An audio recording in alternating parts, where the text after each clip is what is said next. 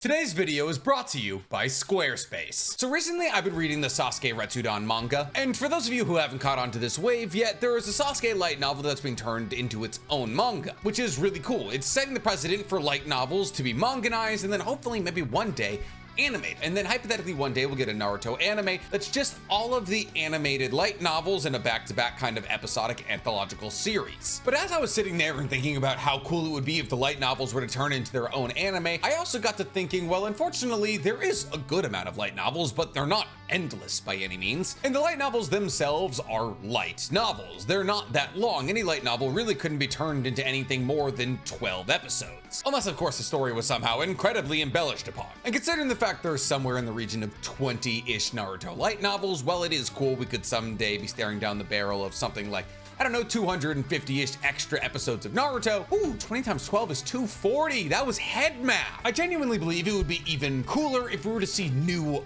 original IP from the Naruto universe. And the thing is, I don't believe this concept is that out of pocket. The fact that we're seeing light novels being turned into manga kind of signals the fact that the greater powers that be that control Naruto understand that people are hungry for content that isn't Boruto. And the public reception to Sasuke Retsudan has been incredible, which makes sense when you consider the fact that Sasuke Retsudan is a part of a trilogy that was one of the best-selling light novels in the history of Naruto. So as I was sitting there and also live streaming, I got a lot of these ideas from a live stream. Me and chat basically came together on what we thought would be some of the coolest brand new IP to come out of Naruto. And by the way, since we're talking about new Naruto IP, I feel as though it's very important to tell you all that there's a community post on my community tab right now where you can vote on what new Naruto IP you would like. And this post is just for me. It's definitely not because the powers that be that controlled Naruto asked me to gauge what people feel about new Naruto IP being created. That is not why the post was made. Once again, just, curious. So go vote in that poll, come back to this video, and then we'll get right into Naruto ideas that we would love to see. Before we get into any brand new ideas, guys, please, for me,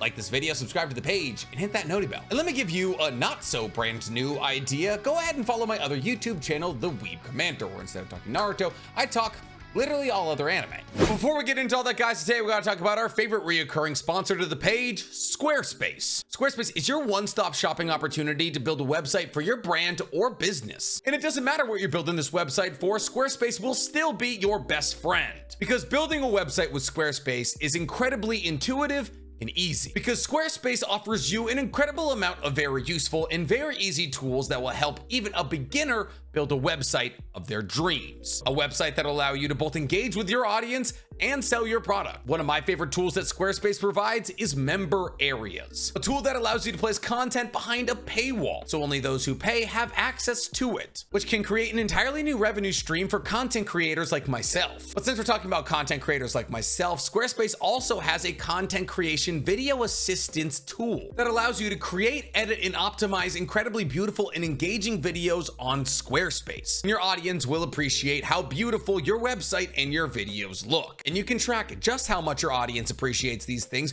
with the analytics tool provided by Squarespace. These analytics not only give you a look into how your website is doing, but also how to better improve your website, with tools that help you figure out where site visits or sales are coming from, and tips on how to turn those site visits into sales. And if you like what you see, go to squarespace.com/nchammer23 for 10% off your order. So I've actually made a couple of videos about Naruto prequels or sequels that we want to see. While telling people to vote in my totally not important to the greater scheme of Naruto fans all across the world poll, we came up with a bunch of really good ideas for brand new Naruto IP that I haven't talked on previously. Considering the fact that Kishimoto, Shueisha, Viz, and Shonen Jump are now producing more manga for Naruto that is no longer Boruto based, should hypothetically we decide that any of these ideas are particularly so good that we should rally them up the flagpole to these powers that be, that is hypothetically something that could happen. Not by me, of course, but I don't know, maybe somebody could run with these ideas. Once again, not by me. And well, obviously me and every other single Naruto content creator have talked about things like a Minato prequel story or a Hashirama prequel story. Today, the idea of a versus story was broached. See, versus content on YouTube or really any other social media app is massive. There's people who have dedicated their entire pages to hypothetical verses, like death battle. And while usually these battles are between two characters from different dimensions, there's also people who focus their entire pages on talking about fights between characters in the same dimensions. I know I myself have recently recently done a video about Minato versus Itachi. So what if, hypothetically, that these fights that are now only currently hypothetical could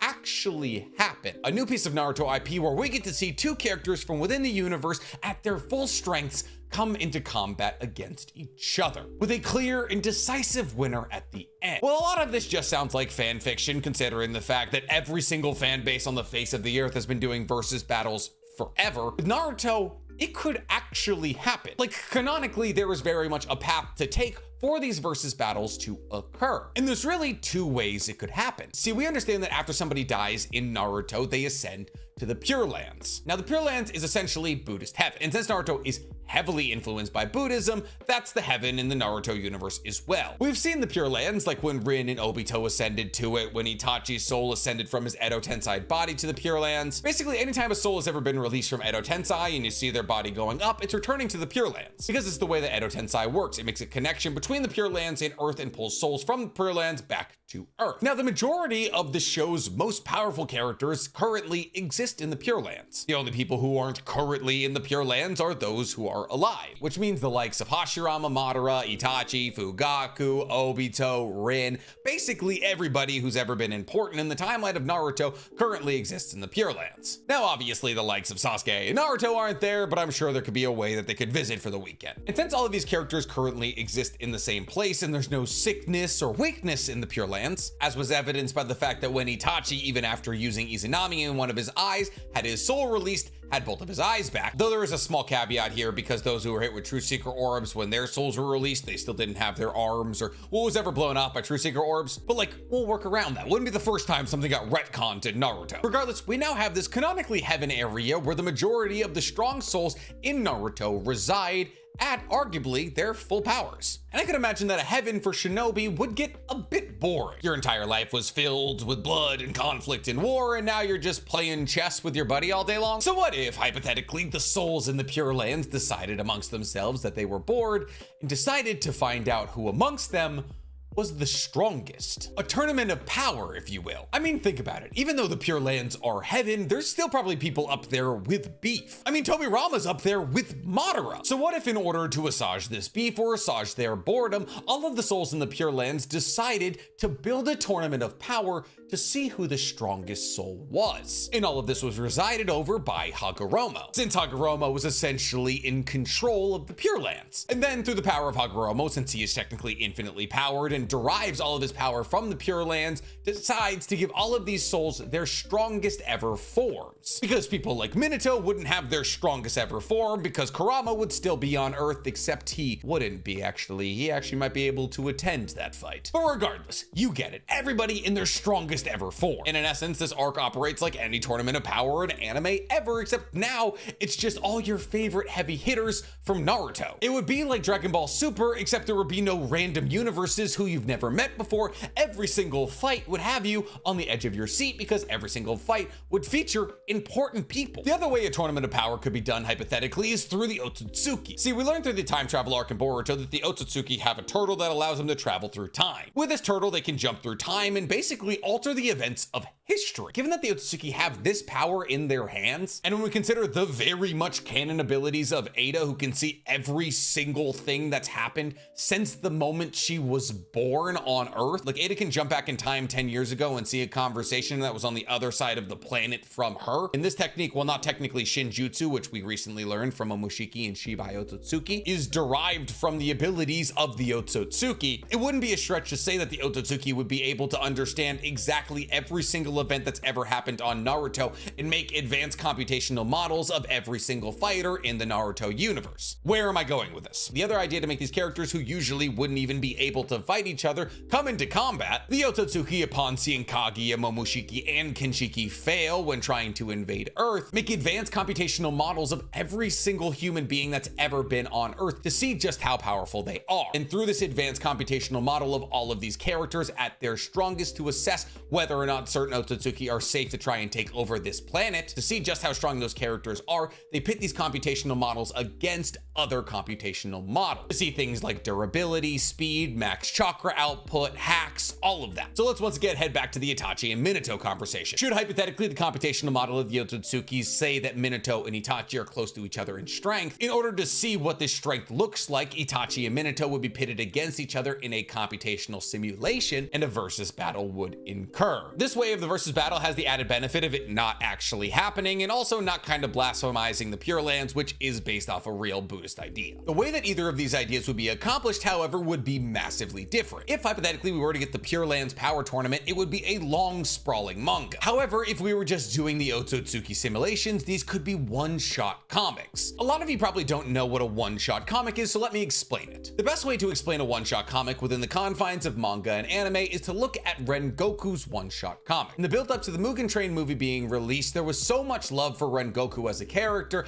that the mangaka of Demon Slayer decided to make a one-shot Rengoku manga. I almost said comic. And this was simply a short story about Rengoku when he was a Kinoue, the rank before Hashira, in the mission to kill a demon. Now, this was a fun story that gave us a better look into Rengoku's life and really didn't affect the storyline of Demon Slayer at all because it happened prior to it. In essence, this is exactly how the simulation battles would be released. Every couple of weeks, or possibly as convention exclusives, an Otsutsuki simulation would be released. And these manga and or comic one-shots would just show one battle and that would be it. This would not only allow us to answer the age-old question of who would win, but would also give us some new and incredibly interesting Naruto IP that has nothing to do with Boruto. But that's enough about the versus battle idea. It's not like if the versus battle idea were to hypothetically get approved by the powers that be, who I definitely haven't talked to, that I would be included in the writing room. But once again, good thing that's not happening, right? Another idea that came up is another idea that I am very passionate about. See, in Naruto, there is almost limitless blank periods. And while a lot of, if not all of the anime spin-off ideas would address some of these blank periods, like the Second and Third Great Shinobi World War or the time after Shippuden, another blank period that seems to be ignored greatly is the Warring States period. I would argue that the Warring States period was probably the most interesting time in Naruto's history outside of, well,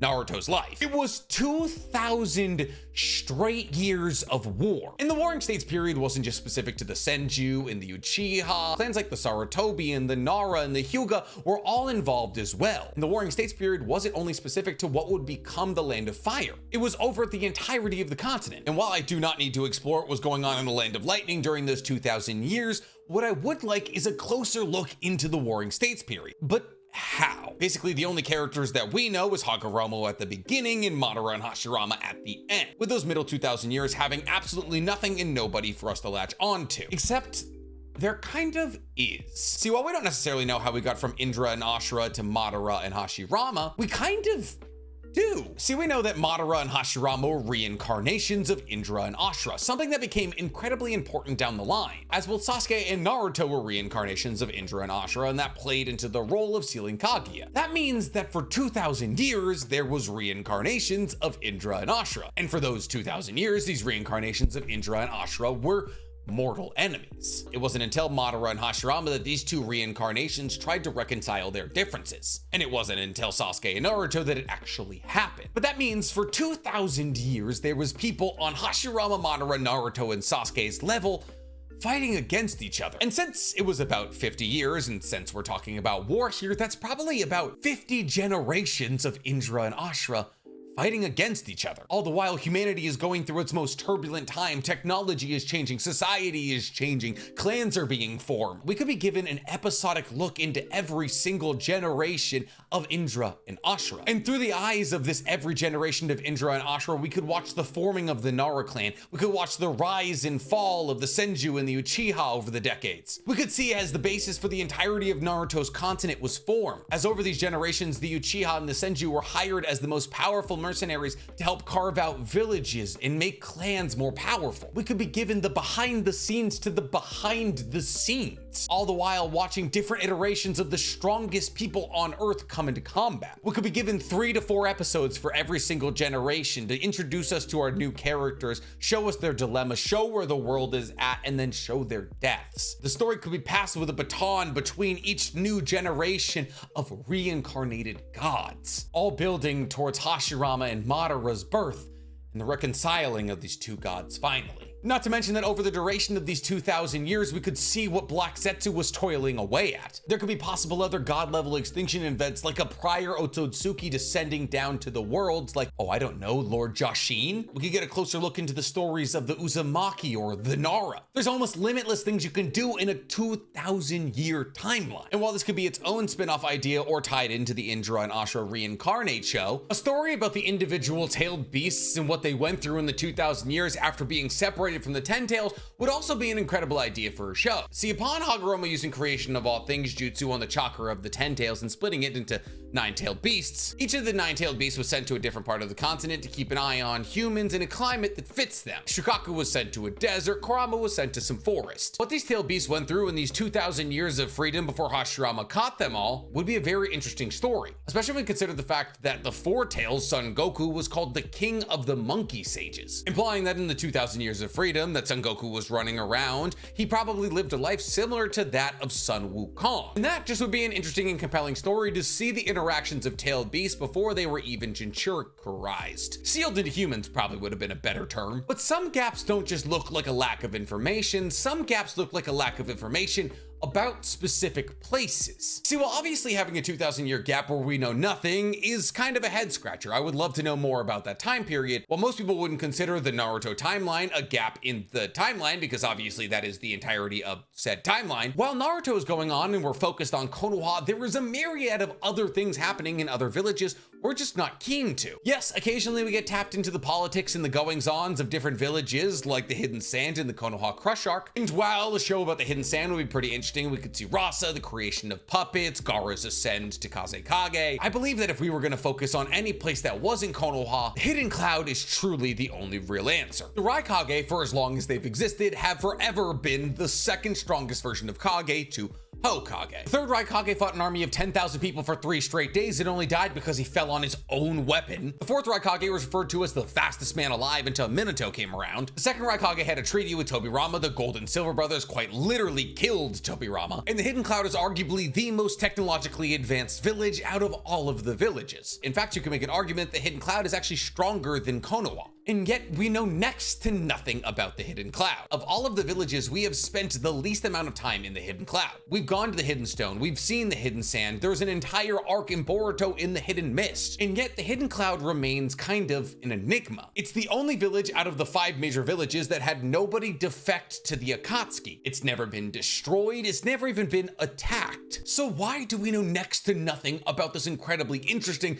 and powerful place? On top of that, tie in the fact that the majority of the people from the Hidden Cloud are people of color, and finally we could have an arc in Naruto that is representative of people of color. Making the fact that you already have incredibly interesting characters from the Hidden Cloud like Blue Bee, Killer Bee, all of the A's, interesting characters that tell BIPOC stories is quite literally the easiest layup I've ever seen. But let's say hypothetically you didn't want to focus on just one village. Well, you know what every single village has, even though in some villages it's referred to by a different moniker? Anbu. One of the most mysterious and misunderstood entities in the entirety of Naruto, the Anbu exist in every village. Well, the Anbu were originally created by Tobirama to do missions that regular shinobi couldn't be trusted to accomplish. Upon seeing the efficacy of the Anbu, every single other major ninja village adopted the Anbu. The problem with the Anbu is that by and large, throughout the duration of Naruto, they're kind of being disrespected. And while the Anbu are touted as the strongest ninjas in Naruto, the only thing a lot of people remember about them is when they jumped into a barrier erected by Orochimaru and lit on fire. But the Anbu in every single village operate in the shadows. Whether it be for the root or the regular Anbu, at any given moment, there is ninja all across the world either doing assassinations or gathering information on other villages. And while unfortunately a lot of these tales don't tie into the greater Naruto story, that's because Anbu members aren't really supposed to tie into the story. They're supposed to operate in the shadows. What they do isn't supposed to be seen, only the consequences felt. So if we were to hypothetically get a show like The Tales of the Anbu, where we got to see how major plot points throughout the duration of Naruto were affected by the movement in the shadows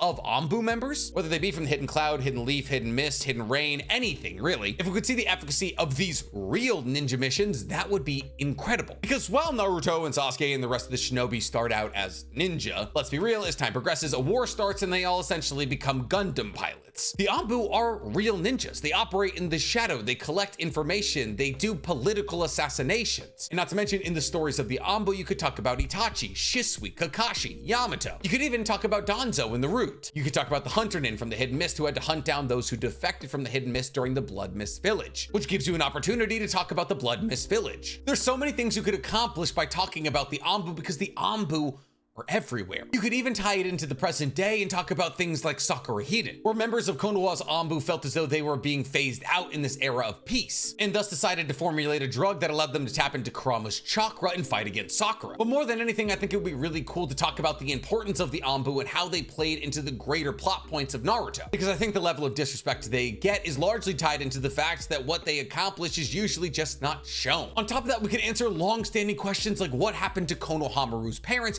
who we knew were in the Anbu but died when he was young. But genuinely, while I believe all of these ideas would be fantastic ideas, I believe the real best idea for Naruto is roughly based off a show we saw about a year ago. See, about a year ago, Marvel released an animated TV show that would actually play into the MCU. That show, of course, was Marvel What If? A show where the Watcher, a multidimensional being, was watching the multiverse of Marvel. And this being was watching as different multiverses were being created based off differing decisions made in the MCU. Things like T'Challa being Star-Lord and Peggy becoming Captain Britain. But because all of this was occurring within a multiverse, it didn't affect the main MCU timeline until, like the very end. And I think this idea is incredibly easily ported to Naruto. In the same vein as our versus battle, this would probably largely have to do with the Otsutsukis, but at the same time, it doesn't even have to. See, it's already been confirmed multiple times that there was multiple dimensions in the Naruto universe. Kaguya is able to travel through these multiple dimensions. There's the Kamui dimension. There's the dimensional space that Minato ports himself into while using Flying Raijin. The Naruto universe is already confirmed to be multiple dimensions stacked on top of each other. And thus, the introduction of a multiverse is not crazy, but not a multiverse in the way that Marvel's doing a multiverse where they're like, we need to control these multiverses and blah, blah, blah, blah, blah, blah. That's annoying, convoluted, and let's be honest, so overdone. In this look, we could get an episodic look into different scenarios and how they would have played out in a different universe, based on the concept that there's an infinite amount of multiverses where every single thing that ever could happen has happened. And in this Naruto what if situation, we could look at the most important things to ever happen in Naruto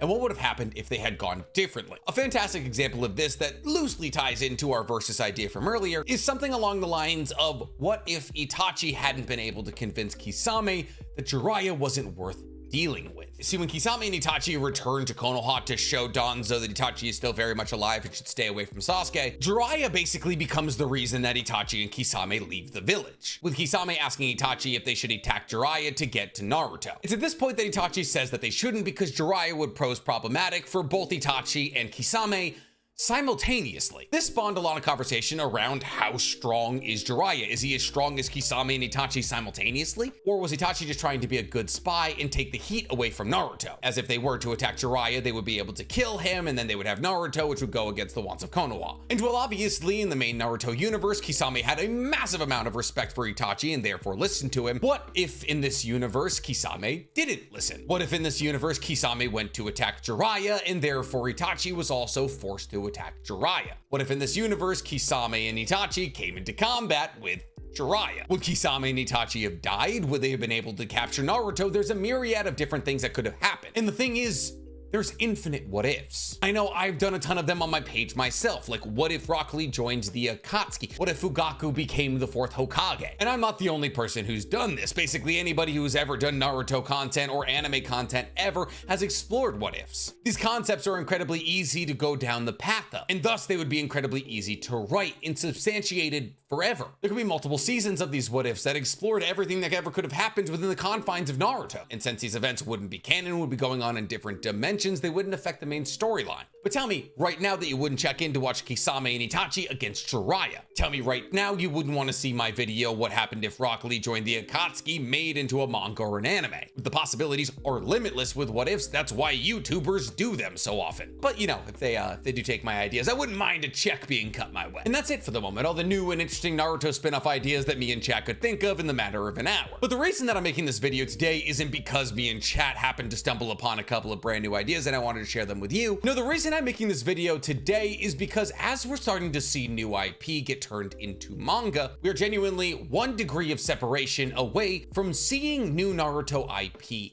animated. And once again, I will reiterate, if we start to see existing Naruto IP animated, what's stopping us from seeing new IP animated? And should we drum up ideas and hype for these new kinds of ideas, and the higher ups at Viz and Shonen Jump and Shueisha happen to see this, who's stopping them from making it? If it makes money, baby, it's gonna happen. So once again, I'd like to remind you guys, go ahead and vote in the poll and my community tab, because once again, I'm just super curious about what kind of new animated IP you'd love to see from Naruto. Once again, there's no one telling me to do it. Before you guys go ahead and vote in that community poll for me, make sure you like this video, subscribe to the page, and hit that noti bell. Sure, would Naruto What If be a straight rip from Marvel's What If? Absolutely, but let's not sit here and act like Marvel hasn't stolen anything from anime.